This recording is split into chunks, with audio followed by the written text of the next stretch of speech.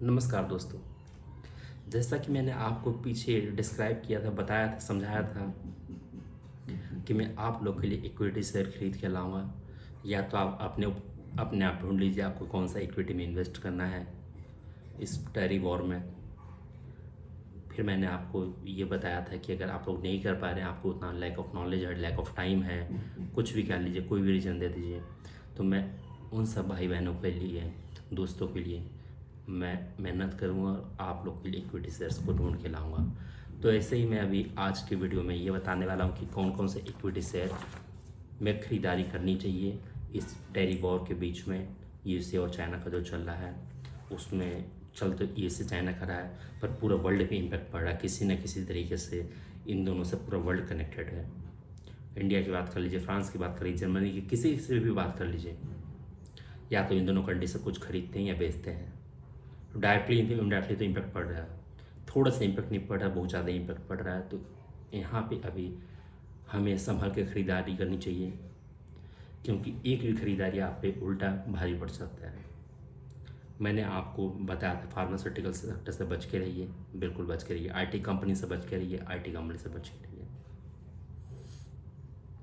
मैंने बोला था कि आप लोग पहले आइडेंटिफाई कर लीजिए कौन से सेक्टर में पैसा लगाना है, तो इसलिए मैं आज 3-4 सेक्टर से कंपनी को लेके आया हूँ। डिफरेंट डिफरेंट कंपनी है, आपके लिए लेके आया हूँ। आप जब पोर्टफोलियो बनाते हैं, पोर्टफोलियो का मतलब एक बकेट, बकेट में अगर एक बॉल है तो पता नहीं मार्केट क्रैश कर गया तो वो चला जाएगा, ख़त्म, वो शेयर सिक्योरिटी शेयर ख़त्म हो जाएगा। इसलिए बोला जाता है कि बकेट में एक से ज़्यादा रंग का बॉल रखिए, मतलब अपने पोर्टफोलियो में एक से ज़्यादा इक्विटी शेयर्स रखिए, अच्छे अच्छे शेयर्स रखिए। ये नहीं कि खराब डब्बा छाप ले रहे हैं आप। बढ़िया क्वालिटी का शेयर लीजिए, हमेशा आप बेनिफिट में रहेंगे। अगर मार्केट क्रैश भी करता है और क्वालिटी का शेयर आपके पास में है तो उतना जल्दी ये वो रिकवर भी करता है। रिकवरी में वहाँ पे कोई दिक्कत नहीं होता। पर अगर आपने डब्बा छाप कंपनी ले लिया है, आज ले लिया, 10 रुपये का, कल उसका भाव हो गया 12 रुपये, 13 रुपये, ऐसे एक महीना में चला गया वो 20 रुपये। पर जब मार्केट क्रैश करेगा उसका भाव आ जाएगा 5 रुपये। रिकवरी की बात आएगी तो रिकवर करेगा नहीं, 5 रुपये, 4.25 रुपये, 5.25 रुपये, इतना ही।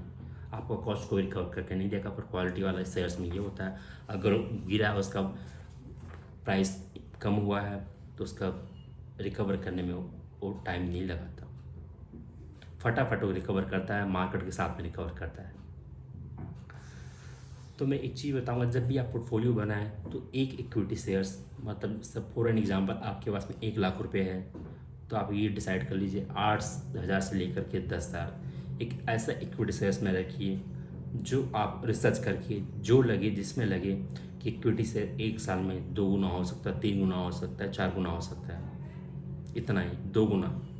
आप 100% रिटर्न की बात मैं कर रहा हूँ, ऐसा एक रखिए।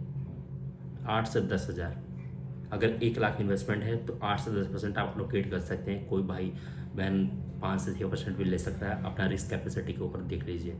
पर किसी भी सूरत में 10% से ज़्यादा नहीं होना चाहिए। पर ये मैं ये भी नहीं कह रहा हूँ कि आप डब्बा छाप कंपनी ले लो जो 100% रिटर्न दे, नहीं नहीं जी।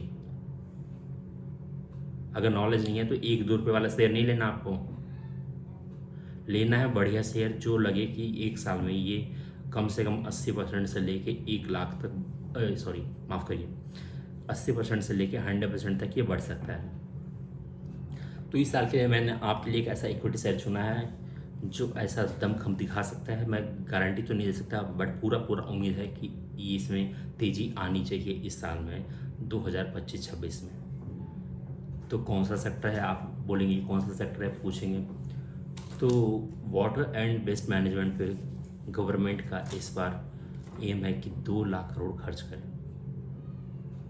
जिस सेक्टर में गवर्नमेंट का इन्वॉल्वमेंट होता है, उस सेक्टर की कंपनी वो तेज़ी से भागती है। तो इस बार गवर्नमेंट ने क्या डिसाइड किया कि वाटर एंड वेस्ट मैनेजमेंट पे ये 2 लाख रुपए खर्च करेगी। तो इस सेक्टर से मैं आज एक कंपनी को पिक करके लाया हूँ, उस सेक्टर में से सबसे बढ़िया कंपनी को मैं आपको भी डिस्कस करने वाला हूँ। चलिए, तो हम स्टार्ट करते हैं वीडियो कि कौन कौन से इक्विटी शेयर्स खरीदने। ज़्यादा नहीं लाया हूँ, 3-4 ही लाया हूँ। तो पहला शेयर है बैंक ऑफ बड़ौदा।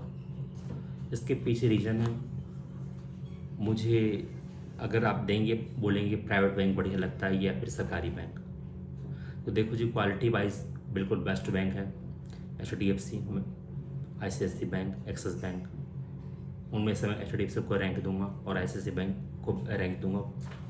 अगर रैंक देने की बात है तो पहला नंबर पे जाएगा HDFC बैंक, उसको खरीद के मैं चलूँगा। पर मैं इसलिए उसको आज कंसिडर नहीं किया हूँ क्योंकि ऑलरेडी वो ओवर वैल्यू नहीं कहूँगा, अपना ईयर हाई पे है, ट्रेड कर रहा है। उसका रिजल्ट भी पीछे आ गया है, कल परसों रिजल्ट आ गया था, अब ऑल टाइम हाई पे है ही है वो। अब कल भी भागेगा, मंडे को भी भागेगा वो 21 तारीख को मार्केट खुलने के बाद में। तो मैं नहीं चाहता कि आप लोग इन्वेस्ट करें, थोड़ा सा आपको उसमें टाइम लगाना पड़े, क्योंकि कल वो भागेगा, हो सकता है परसों गिरे या तरसों गिरे, 2 दिन बाद गिरे। ऑल टाइम हाई पे आने के बाद में कहीं ना कहीं प्रॉफिट बुकिंग आती है, मार्केट बुक करती भी है, करनी भी चाहिए। तो इसलिए मैंने चुना क्या था, ऐसे ही ICICI बैंक है, वो भी ऑल टाइम हाई पे ट्रेड कर रहा है, इसलिए मैंने चुना था पब्लिक कंपनी। उसमें मुझे स्टेट बैंक ऑफ इंडिया पसंद आता है, बट जब मैंने रेशियो एनालिसिस किया, कैश फ्लो एनालिसिस किया, तो मुझे समझ में आया कि नहीं जी, बैंक ऑफ बड़ौदा खरीदना चाहिए। तो आज का जो पहला पिक है बैंक ऑफ बड़ौदा है। क्यों इसको मैंने चुना, इसके पीछे मैं रीज़न देता हूँ। इसका EPS 36.25 है, ठीक है, EPS पर शेयर। PE रेशियो कम है, मैंने आपको पिछला वीडियो में बताया था कि PE रेशियो कम होना चाहिए। अगर आप ट्रेड कर रहे हैं तो 20-30 का वैल्यू दे दीजिए, अगर उससे कम का PE निकल के आ रहा है और बढ़िया इक्विटी से तो आप खरीद सकते हैं। तो इसका PE रेशियो 7.42 है, अंडर वैल्यू कह लीजिए, बढ़िया वैल्यूएशन कह लीजिए, कुछ भी कह लीजिए आप, इसका PE रेशियो 7.42% है। प्राइस टू बुक वैल्यू देखिए 0.9%। जो मेन रीज़न है इसको चुनने का वो है प्राइस टू बुक वैल्यू। इसका बुक वैल्यू में आ रहा है, फॉर एन एग्जाम्पल, प्राइस 100 रुपये और ये ट्रेड कर रहा है 90 रुपीज़ पे, तो क्या रेशियो निकल के आया 0.9। अरे भाई बुक वैल्यू से भी कम है, सिक्योरिटी से में इन्वेस्ट करो, सब कुछ EPS से मुझे बढ़िया लग रहा है, PE रेशियो सही है, प्राइस टू बुक वैल्यू कम है। मैं रिटर्न ऑन इक्विटी की बात अगर करूँ, 16.38% कमा के दे रही है ये।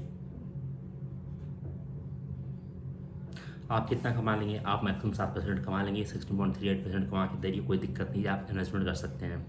डेट टू इक्विटी रेशियो की बात करूँ, कोई लोन नहीं है जी, कोई बुक्स में ब्याज नहीं जा रहा, 0, डेट टू इक्विटी रेशियो 0 है, तो ये इसका 0 है। आप 3 साल का देख लेंगे, CAGR देख लेंगे तो ये भी 6.07% निकल के आ रहा है। अब मैं 3 साल का देख लूँ, CAGR प्रॉफिट रेशियो देख लूँ मैं, अभी मैंने 3 साल का CAGR सेल्स रेशियो की बात की, 6.07 है, प्रॉफिट कितना 152.57 है, ग्रेट। इसलिए ये बढ़िया था। इसका ऑपरेटिंग कैश फ्लो भी पॉजिटिव निकल के आ रहा था, प्लस में था, बढ़िया था।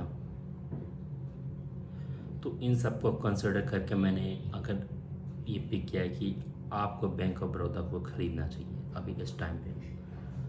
वैसे भी देखिए कल 21 अप्रैल है, जैसे मार्केट खुलेगा HDFC ICICI बैंक के कारण, येस बैंक के कारण मार्केट ऊपर जाएगी, कोई दो राय नहीं है उसमें। बैंक निफ्टी खींच के ले जाएगा। बैंक ऑफ बड़ौदा भी उसी में है, अंडर वैल्यू है जी, बढ़िया प्राइस पे मिल रहा, आप इसको पिक कर लीजिए। मैं इसके लिए बोल रहा हूँ पिक कर लीजिए, पर HDFC बैंक में, ICICI बैंक में अभी मत लगाइए। है तो बढ़िया क्वालिटी का बैंक हो, अगर लेना चाहें तो ले सकते हैं, बट अभी थोड़ा उसमें करेक्शन आने दीजिए। तो पहला इक्विटी शेयर हो गया आज का बैंक ऑफ बड़ौदा। दूसरे की बात करते हैं, रायमंड को मैं लेके आया हूँ आज आपके सामने। अभी पीछे गवर्नमेंट एक्सपोर्ट को बूस्ट करने के लिए डिफरेंट स्कीम्स निकाल रही थी क्लोथ इंडस्ट्री के लिए, उसमें रायमंड सबसे बढ़िया निकल के आ रहा है जी। क्यों, इसके पीछे रीजंस हैं। इसका EPS पर शेयर 246.09% पे ट्रेड कर रहा है। PE रेशियो इनका भी बढ़िया PE रेशियो है जी, क्या अंडर वैल्यू है इक्विटी से, 7.33 पे PE रेशियो इनका ट्रेड कर रहा है। और क्या चाहिए जी आपको, PE रेशियो जो बढ़िया कंपनी होती है उनका तो मैंने लिखा है 28 रुपये 30 पैसा, कितना तो होता है 100 रुपये ओवर वैल्यू। हम 25 से 30 को भी सही जेन्युइन मान लेते हैं कि बढ़िया PE रेशियो है, बढ़िया पे ट्रेड कर रहा है, ये तो अंडर वैल्यू है जी। 7.33 लीजिए आप इसको। तीसरा बात करें प्राइस टू बुक वैल्यू की बात करें तो इसका 2.83 आ रहा है। कोई महंगा नहीं है जी, कोई इक्विटी शेयर महंगा नहीं है, वैल्यूएशन बिल्कुल सही है, अनाप शनाप कोई भी वैल्यूएशन इसका नहीं है जी। अब मैं बात करता हूँ ROE का, रिटर्न ऑन इक्विटी। आप देखिए रिटर्न ऑन इक्विटी 43.72% दे रहा है, बेस्ट है जी। डेट टू इक्विटी रेशियो की बात करूँ 0.89%। ये डेट टू इक्विटी रेशियो इतना एक के ऊपर भी नहीं है, एक के अंदर ही है। तो मेरी राय ये है, इनका मैनेजमेंट भी सही है, रिपे भी कर रहे हैं, तो आप एक बार इसमें इन्वेस्ट करके आप चल सकते हैं। 3 साल का CAGR सेल्स रेशियो आ रहा है 8.21। ग्रेट, गुड, ग्रेट नहीं कह सकते हम, गुड कह सकते हैं इसको। 3 साल का CAGR प्रॉफिट निकल के इनका आ रहा है 53.41। ठीक है जी, ठीक ठाक है, कोई दिक्कत नहीं है। तो आप रायमंड आपका सेकंड पिक होना चाहिए। सेकंड पिक किस लिए दे रहा हूँ, क्योंकि इसमें गवर्नमेंट है, एक्शन ले रही है, एक्सपोर्ट को बूस्ट करने के लिए पुश कर रही है। तो ये कंपनी आपके पिक में पोर्टफोलियो में ज़रूर होना चाहिए। बैंक ऑफ बड़ौदा होना चाहिए, क्योंकि टायर गवर्नमेंट से बैंक को कोई फ़र्क पड़ने वाला है नहीं। अगर कोई फ़र्क नहीं पड़ने वाला तो किस पे आप इन्वेस्टमेंट करेंगे जो अंडर वैल्यू है। एक्सपोर्ट को बूस्ट करने के लिए रायमंड को बेनिफिट, इस इंडस्ट्री को, क्लोथिंग इंडस्ट्री को बेनिफिट दे रही है गवर्नमेंट, तो इसमें रायमंड आपका पहला पिक होना चाहिए। चलिए अगला शेयर की बात करते हैं। अगला शेयर है, गवर्नमेंट ने, मैंने बोला कि बूस्ट करने के लिए काफ़ी सेक्टर को दे रही है, बेनिफिट दे रही है, उसमें से ऑटोमोबाइल सेक्टर भी है। ऑटोमोबाइल सेक्टर मैंने जब देखा, ऑटोमोबाइल सेक्टर मुझे मारुति सुजुकी सामने निकल के आया। मैं क्यों कह रहा हूँ, इसका PE से 429 रुपीज़ 0.01 निकल के आ रहा पर इक्विटी शेयर। जो भी मैंने भी आपको इक्विटी शेयर बताया उसमें सबसे बढ़िया इसका इक्विटी है EPS। PE 29.4 है। मैंने बताया था आपको कि इतना मैं नॉर्मल मानता हूँ, हम नॉर्मल मानते हैं 29.4 पे। अगर ये कर रहा है ट्रेड तो बढ़िया है, कोई दिक्कत नहीं जी। इनका बुक वैल्यू भी ज़्यादा है, 4.12 है, नॉर्मल है। बुक वैल्यू से 4 गुना पे ये ट्रेड कर रहा है, कोई दिक्कत नहीं है जी, इतना तो प्रीमियम बंदा है। ROE देखिए 16.84%, great, good. Debt to equity ratio की बात करूँ तो ना के बराबर है, बिल्कुल ना के बराबर है, 0.01 है। एक कोई डेट टू इक्विटी रेशियो होता है जी इतना कम, ये बढ़िया है जी, बिल्कुल आप इसको खरीद के चल सकते हैं। अगला बात हम करें 3 इयर्स का CAGR ratio, CAGR sales ratio, तो वो 15.83 निकल के आ रहा है, बढ़िया मान सकते हैं हम इसको। SM प्रॉफिट की बात करें 3 इयर्स CAGR प्रॉफिट की बात करें 27.39, अभी मैं मानता हूँ ये कम है, पर ये जैसे ही सरकार इनको, गवर्नमेंट इनको बेनिफिट दे रही है, एक्सपोर्ट बूस्टअप करने की बात कर रही है, तो यहाँ भी ये कंपनी बेनिफिट निकल के आएगा। इसलिए मैं आपको ये पिक दे रहा हूँ, आपके पोर्टफोलियो में ये होना चाहिए मारुति सुजुकी। वैसे हम इसको एवरग्रीन शेयर्स के नाम से भी जानते हैं। एवरग्रीन इसका नाम नहीं था शेयर्स का, इसका नाम तो मारुति सुजुकी था, बट कुछ ऐसा चीज़ होता है जिसको हम हमेशा एवरग्रीन मानते हैं। जैसे ब्लैक कलर है, ब्लैक कलर को हम कहते हैं भाई किसी चीज़ पे पहन लो आप, बढ़िया लगता है, फिट लगता है, वैसे ही मारुति सुजुकी एवरग्रीन शेयर है। अब चौथा शेयर्स की बात कर रहा हूँ, आखिरी शेयर्स की बात कर रहा हूँ मैंने बोला था वाटर और वेस्ट मैनेजमेंट में सरकार 2 लाख करोड़ रुपए इन्वेस्ट करने जा रही है, तो उस सेक्टर में से कंपनी मैंने जो निकाल के लाया है वो है फिनोलेक्स इंडस्ट्रीज़। इस सेक्टर की बढ़िया कंपनी है, अभी अंडर वैल्यू है, चलने को ये है तैयार। ये शेयर्स में आपको देता नहीं, कुछ चीज़ इसके ख़राब निकल के आ रहा है, कुछ चीज़ें, ज़्यादा चीज़ उतना भी इसका भी ख़राब नहीं है, पर इस यहाँ पे सरकार जो 2 लाख करोड़ खर्च करने की बात कर रही है उसमें से, उसकी वजह से इस शेयर्स का जो प्राइस है हो सकता है 1 साल में 80%, 100%, 200% इंक्रीज हो जाए। जैसे अभी हमने पीछे देखा था एनर्जी सेक्टर पे गवर्नमेंट पीछे खर्च कर रही थी, जितनी भी इलेक्ट्रिसिटी कंपनी थी सब रॉकेट फाड़ रही थी, रॉकेट की तरह उड़ रही थी बिल्कुल। इसलिए मैं, यही रीज़न है कि मैं इसको फिनोलेक्स इंडस्ट्री को आपको रिकमेंड कर रहा हूँ। अगर गवर्नमेंट का इसमें इन्वॉल्वमेंट इस सेक्टर में नहीं होता तो मैं नहीं कहता आप इसको परचेज़ कर लो। मैं ये नहीं कहूँगा कि लॉन्ग टर्म के शेयर्स है, आप 1 साल 1.5 साल रखिए, इतना के लिए शेयर्स है, हो सकता आगे जाके फाइनेंशियल सुधरे तो मैं आपको उसमें बताऊंगा कि आप इसको होल्ड करिए या सेल करिए या बाय करिए। पर फिलहाल के लिए भी इसको बाय कर लीजिए, क्योंकि मैं गवर्नमेंट की पॉलिसी की वजह से बात कर रहा हूँ ये। तो चलिए अब इसका रेशियो का हम एक बार देख लेते हैं। पी रेशियो इसका 7.66 है, जो कम है। हमने जितनी भी कंपनी डिस्कस किया था उसका पी रेशियो अच्छा खासा निकल के आ रहा था। इनका पी रेशियो देखिए 32.31 पर आ रहा है, हल्का सा स्लाइटली महंगा है। प्राइस टू बुक वैल्यू की बात करें 1.6 है, गुड है। ROE है, रिटर्न ऑन इक्विटी की बात करें 8.99% जी। देखो जी, मैंने आपको बताया था 7-8% तो FD करके कमा लेते हैं, इसका 8.99% है, स्लाइटली ज़्यादा है। पर फिर भी मैं इन्वेस्टमेंट की बात कर रहा हूँ, कम ही कह रहा हूँ। 8 से 10%, अगर आपको सही लगे तो 5% ही कर लीजिए अपना पोर्टफोलियो वैल्यू का। अगर 1 लाख का पोर्टफोलियो है तो 5 सारी कर लीजिए, कोई बड़ी बात नहीं है जी। डेट टू इक्विटी रेशियो की बात करूँ तो इसमें थोड़ा सा है डेट टू इक्विटी, इस 0.09। उसके बाद 3 साल का CAGR सेल्स हम देख लेते हैं 13.79 आ रहा है। 3 साल का CAGR प्रॉफिट माइनस में 12.07 आ रहा है। थोड़ा सा लेकर के इस सेक्टर को सोचने वाली बात है, पर इस सेक्टर में ये बढ़िया कंपनी निकल के आ रही है, गवर्नमेंट बूस्टअप करने जा रही है, तो ये आपका पोर्टफोलियो में ज़रूर होना चाहिए, भले ही आप इसमें कम वैल्यू का इन्वेस्टमेंट करें।